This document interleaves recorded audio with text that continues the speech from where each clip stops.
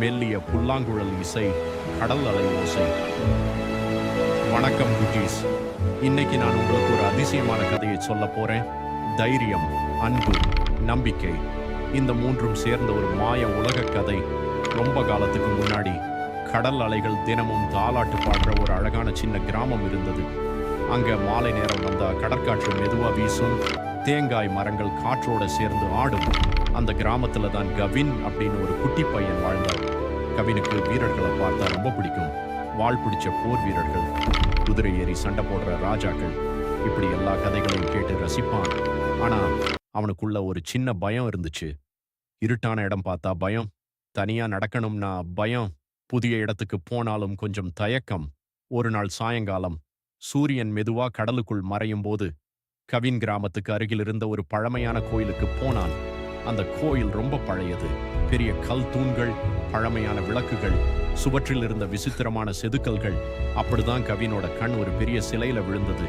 அது சாதாரண சிலை இல்ல. சிங்கம் மாதிரி முகம், யானை மாதிரி தும்பிக்கை, பெரிய கண்கள், அரச கம்பீரம். அதுதான் யாழி. கவின் அந்த சிலையை ஆச்சரியமா பார்த்துக்கிட்டு இருந்தான். திடீர்னு அந்த கோயில் முழுக்க ஒரு மெல்லிய மணி ஓசை கேட்டது. மாய இசை உயர்கிறது. யாழி சிலையில ஒரு தங்க நிற வெளிச்சம் பரவ ஆரம்பிச்சது. கல் மெதுவா அசைந்தது. கவின் பயந்து 2 அடி பின்னாடி போனான். ஆனா அடுத்த நிமிஷம் நடந்ததை பார்த்து அவன் கண்களே பெருசாயிடுச்சு. அந்த கல் சிலை உயிர் பெற்று வெளியே வந்தது. யாழி மெதுவா கவினை நோக்கி நடந்துச்சு. ஆனா அது கோபமா இல்லை. அதோட கண்கள்ல அன்பு இருந்தது. ஒரு தாயோட பாசம் மாதிரி. யாழி பேசல. ஆனா அதோட பார்வை கவினுக்கு ஒரு விஷயத்தை சொல்லுச்சு. உன்னோட பயத்தை நீ ஜெயிக்க முடியும். அதுக்கப்புறம் வந்த நாட்கள் எல்லாமே கவினுக்கு ஒரு புதிய உலகமா மாறிச்சு. யாழி அவனுக்கு போர் கற்றுக் கொடுக்கல, வாள் சண்டை சொல்லி கொடுக்கல.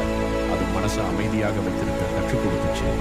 அருவி ஓசையை அமைதியா கேட்க சொல்லுச்சு. காற்றோட சத்தத்தை உணர சொல்லுச்சு. கண்ணை மூடி ஆழமா மூச்சு விட கற்றுக் கொடுத்துச்சு. மெல்ல மெல்ல கவினோட பயம் குறைய ஆரம்பிச்சது. இப்போ அவன் மனசு லேசா இருந்தது. ஒரு பறவை மாதிரி சுதந்திரமா இருந்தது. ஒரு நாள் யாழி கவினை தன்னோட முதுகில் ஏத்திக்கிச்சு. அது நேரா கடலை நோக்கி ஓட ஆரம்பிச்சது. கவின் கொஞ்சம் பயந்தான். ஆனா யாழி நின்றதே இல்லை. அது பெரிய அலைகளை தாண்டி நேரா கடலுக்குள் பாய்ந்துச்சு. ஆழமான கடல். ஆச்சரியம் என்னன்னா, தண்ணிக்குள்ள போன பிறகு மூச்சு விட முடிஞ்சது. கடலுக்கு அடியில் இருந்த உலகம் ரொம்ப அழகா இருந்தது. வண்ண வண்ண மீன்கள், ஜொலிக்கிற பவளப்பாறைகள், நீல நிற ஒளி. கவின் அதையெல்லாம் பார்த்து மெய் மறந்தான். ரொம்ப தூரம் போனதுக்கு அப்புறம் அங்க ஒரு மறைவான தீவு தெரிஞ்சது. ஆனா அந்த தீவுல ஒரு பெரிய பிரச்சனை இருந்தது. கடல் உயிரினங்கள் எல்லாம் ஒரு குகைக்குள்ள மாட்டிக்கிட்டு இருந்தது. ஒரு பெரிய பாறை வழி அடைச்சு நின்னது. யாழி அந்த பாறையை ஒரு நொடியில நகர்த்த முடியும். ஆனா அது கவினை பார்த்தது. அந்த பார்வை சொல்லியது, இந்த வேலையை செய்யணும். கவின் அதிர்ச்சி ஆயிட்டான். என்னால முடியுமா? நான் சின்ன பையன் தானே. அவன் தயங்கினான். ஆனா அடுத்த நிமிஷம் யாழி சொல்லி கொடுத்த அமைதி அவனுக்கு ஞாபகம் வந்தது. நான் எனக்காக இல்ல, இந்த உயிர்களுக்காக செய்கிறேன் அப்படின்னு நினைச்ச உடனே அவனுக்கு ஒரு பெரிய தைரியம் வந்தது. கவின் தன்னோட முழு பலத்தையும் சேர்த்து அந்த பாறையை தள்ள ஆரம்பிச்சான். முதல்ல அது அசையவே இல்லை. ஆனா அவன் கைவிடல. மீண்டும் முயற்சி பண்ணான்.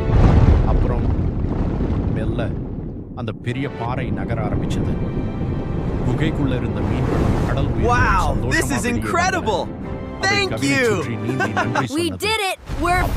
கவினுக்கு ஒரு உண்மை புரிஞ்சது. வாள் பிடிச்சிருக்கிறது தான் வீரம் இல்ல.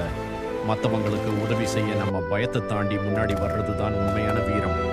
யாழி மெதுவா கவினோட தலையை தடவிச்சு. அதோட கடமை முடிஞ்சதுன்னு அது உணர்ந்தது. அதுக்கப்புறம் யாழி மறுபடியும் கவின முதுகுல ஏத்திக்கிட்டு கரைக்கு திரும்பிச்சு. கால சூரியன் உதிக்க ஆரம்பிச்சது. கோயில் முன்னாடி வந்ததும் யாழி மெதுவா மீண்டும் கற்சிலையா மாற ஆரம்பிச்சது. கவின் அமைதியா அதை பார்த்துக்கிட்டு நின்னான்.